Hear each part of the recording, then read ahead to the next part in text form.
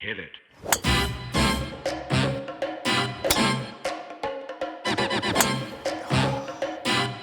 That's pure. Benny, hello brother. Good to see you, my friend. How are you? Good. How are you? Yeah, good. Not as good as you. Look ripped, mate. I know, you look warm. How are you, buddy? You look bloody... Honestly, you look fit as I've ever seen you. Yeah, feeling good. Enjoying the Queensland sun. It's I was going to say. no better places coming into winter. How good is it? Eh? Magic. Yeah. Magic. So Winter carnival time, mate.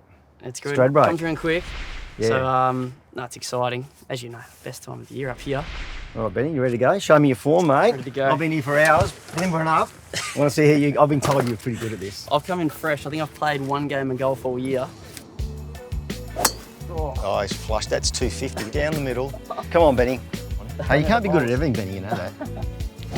There you go. Straight down That's the guts. better. That's Got gonna a cross. That's a fairway finder, isn't it? Oh, get that one. Is that driving range long enough? Your start is interesting, and it's probably getting more common these days. Never really sat on a horse till you're about 15. It's like because mum and dad have the dogs. Yeah. It was always in racing. Yeah. Get home from school and do the dogs, and the dogs had been there forever. But really, it was just stumbled across it. Like it makes you believe like things happen for a reason. Yeah. I was Frankie probably Stockdale's, I think, wasn't it? Yeah, I was probably any 15-year-old boy. When I wasn't at school, I was on the PlayStation, and I think it's just a good excuse for mum and dad to send me away for a little bit. I went and spent a week with Frankie and Julie Stockdale and son Brandon. First rode a horse then, and yeah, I guess here we are. It was crazy. And just over 2 years later, I had my first race ride. Yeah, it happened very quick. Yeah. Maybe even too quick. Yeah. But then all of a sudden, like I was race riding within 2 years, which I did start too soon, I feel. But hey, things happen quickly, and I've had great support the whole way through, and that's the biggest thing. Like I've got the best parents in the world. Yeah. Just fortunate to have such a good team around me the whole way through. I guess it's helped us start off really well. You remember your first ride? Whereabouts? I do. It was at Kilmore for Nicky Burke. Yes. It was good. I had 3 rides my first day, and my second ride was for Lee and Shannon Hope, which won a horse called Commemorate. I remember after I've got the photo on the wall, and there's 2 horses on my inside, Dale Smith and Andrew Mallion, and you can see Andrew Mallion checking. Yes. The horse was lugging in, and I pulled the inside rein. It was a blur itself, and I remember coming in, and Andrew was such a good sport. He lets you know if he's not happy. Yeah. He's a good boy. He's a good boy, but he can whinge a bit. I reckon if that was 12 months later or 6 months later, I would have copped exactly what he thought. And he said, it's all right, mate. It was your first. It's at least like it's your first day. Yeah. Let you have that one. Yeah, he let you have that one. But what about Singapore, where obviously I was over there riding and you've lobbed in town? I'm pretty confident it was your first meeting there when you made the trip over and you rode a winner. I'm pretty confident you beat me. I did. It was actually like not saying this because you're in front of me. It was super surreal. Like obviously just being in Singapore, my first time there, and it was the main race of the night. It was the E.W. Barker Trophy. I was on, for 3-year-olds, you were on Zach Cassar. That's right. Both the Cliff Brown, I was on Mr. Yo, and you were up on the speed, and I'd followed you in the run, and you were cruising, and I felt to be going better. And I remember, honestly, it was like slow motion. When I come alongside you, it was like, holy crap, like I'm coming past Bossy here. Even like obviously we'd ridden together in Victoria, but it's just, surreal. Cool moment.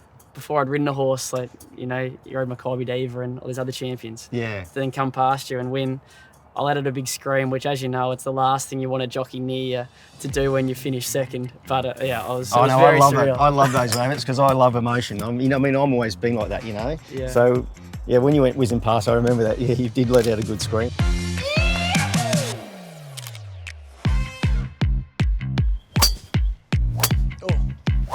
Oh, look at that. Yeah, nice. Obviously, getting that maiden Group 1 out of the way, Uncommon James, that was obviously a massive thrill.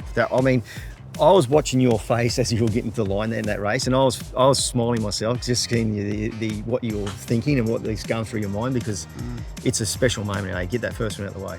Oh, unreal. It's the sort of thing that once it happens, it was super surreal. It does, it's there now. It's not going anywhere, but it felt so surreal for the next month or so. It's been nearly 3 months now. Yeah. As well, back in Melbourne, I remember I only said this to my dad and to Steph, like when I'd secured the ride, like just getting closer to it. Then I flew down. It was the race on the Saturday. Flew to Melbourne on the Friday, and I'd said to Steph before I left, I said, I don't know how it'll happen. I said, but the horse will win. Yeah. I just know it. And I've never said that to her before. I'd usually just keep it, to myself, how I'm feeling and whatnot. I said, I don't know how it'll happen. He drew off the track. It looked as though it'd be a big task for him, and he wasn't going to win, leading the race. Wouldn't have thought. And I said to Dad, he'll win. I don't know how it'll happen, but he'll just win. And he did. It just felt meant to be. I'm probably a bit of a believer in that. Between my mum's born on the 11th, that's my lucky number. When horses draw 11 or jump from 11, I just find it just happens. And I was like that back in Melbourne. A horse that I rode him in his first ever barrier trial. Yeah. It was just meant to be. And The first Group 1 is out the way. Tick.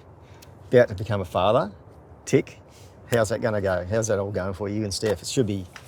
It'll change your life, there's no doubt. I mean, it's not a cliche, but it's a wonderful time in your life. It's, the year itself, it's actually coming up this Monday is 12 months since we got married. So between getting married, first Group 1, and that's been my best season to date.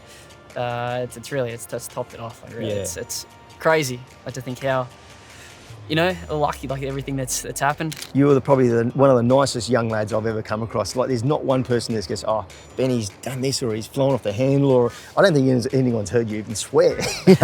It's unbelievable. So I was, not that I was trying to find dirt, I was just trying to find the other side of you. There is no other side. What you see is what you get.